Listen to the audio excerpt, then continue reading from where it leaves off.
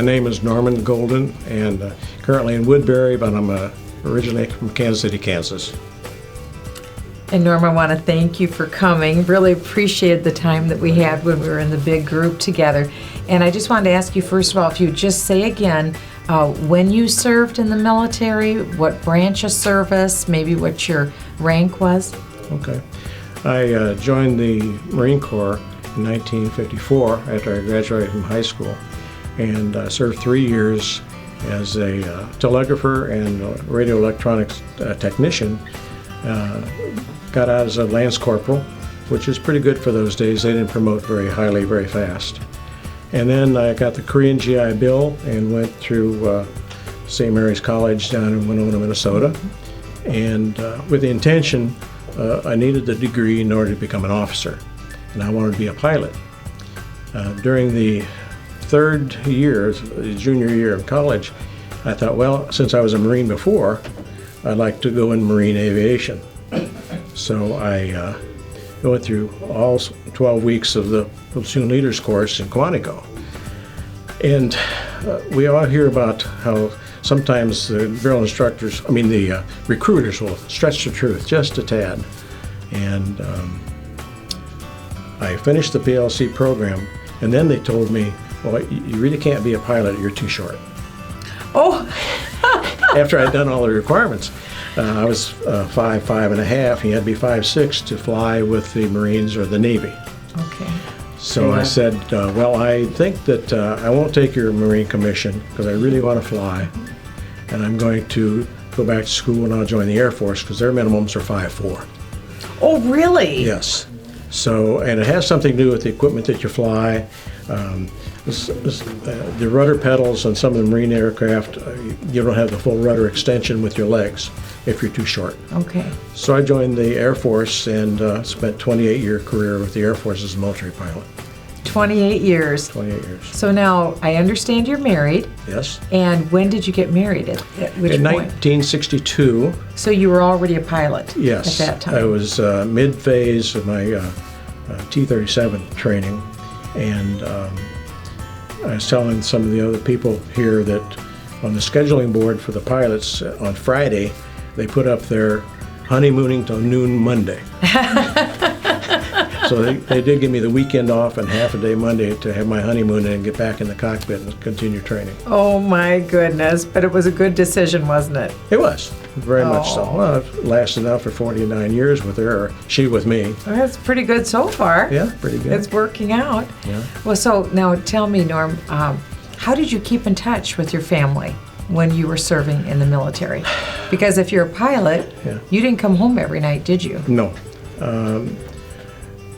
In those days, of course, the equipment we flew then, the first one I was non-pressurized, so we couldn't go above 9,000 feet. And it was a C-130 Globemaster, it's called, heavy lift cargo. And we've gone for 3 weeks, and we come home, and of course the push for the Vietnam War was going on then, so you'd get 3 days mandatory crew rest. We didn't get enough time to come back and wash your clothes and say hi to the wife and then the kids, and then get back in and go again. It was very difficult on Karen, and back in New Jersey, it was a pretty tough time for us. And we had 3 children by then, and she said, you know, I think I'm going to go back to Minnesota. You tell me when your military days are over and we'll join up again.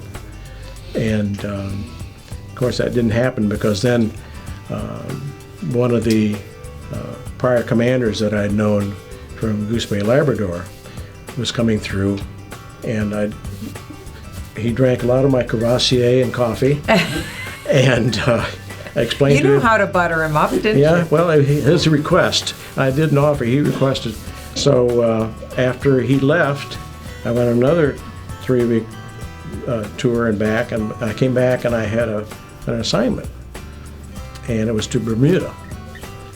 And I found out afterwards that he was on his route to San Antonio to work in personnel. So I think that he went down there, he wanted to keep me in. Oh, and he buttered the skids and got me out of New Jersey trash hauling into the rescue service in Bermuda. So he kind of helped the marriage out, didn't he? Big time. Tremendously. Wow, that is a very good story because the family is so impacted. So what'd you do when you're on leave? Every time we were on leave, it was always a road trip. Wherever we were stationed in the continental U.S., we would drive to Minnesota. Because Wanted to get home. My family is on my side is kind of distant and different. Karen's always had a very loving family, so we would come up here to Minnesota and visit. I guess it's Minnesota nice. Yeah, that I you think hear it about is. so much. I think it is. What's the one memory you have about the military that is really dear to you, that makes you think it was all worth it? I think for all of us that have been in the camaraderie that you share. Being 3 years in the Marines, you know, some of the people that are here today, we talk about being in the Marines, and you've heard the term, once a Marine, always a Marine. Even though I was 28 years in the Air Force, in front of our house, I do have a flagpole that's lighted. The top flag is the American flag, and then the second flag is the Marine Corps flag. Wow. Even though I was only in there 3 years. But you're proud of it. I am very proud of it. So I think it's the very closeness. Karen and I have made many friends throughout the years, and we may not have seen them for 18 or 20, and we'll call them, say we'd like to come by and visit. It may stay a week with them, and it's just like we left them yesterday. Isn't that wonderful? Because you have such a bond, and the core experience of the struggles in the family. Yeah. So. The family pays a big price, don't they? Oh, huge. They pay a absolutely big price. Huge. Well, I want you to know how grateful we are for your service and for what you've done for the country. 28 years in the Air Force is a long time, Yes, and 3 years in the Marines on top of that. So you've given a great deal to your country. And as I said on my paper there, even after I retired in '89, I had a chance to go to Little Rock, Arkansas, and become a flight simulator instructor for the Guard and the Air Force down there, and did that for 4 years. Yeah. And I finished up here in Minneapolis running your flight simulator for the National Guard and the Reserves. And 6 years. Wonderful. I took over the site manager job there, and it was very rewarding. Well, you were just the guy to do it. Somebody who's seen all of that, you were just the guy to do it. I want to thank you. I wish we had more time, but thank you, Norm, very much for coming and sharing your memories today. Thank you for what you're doing in our Congress. That's wonderful.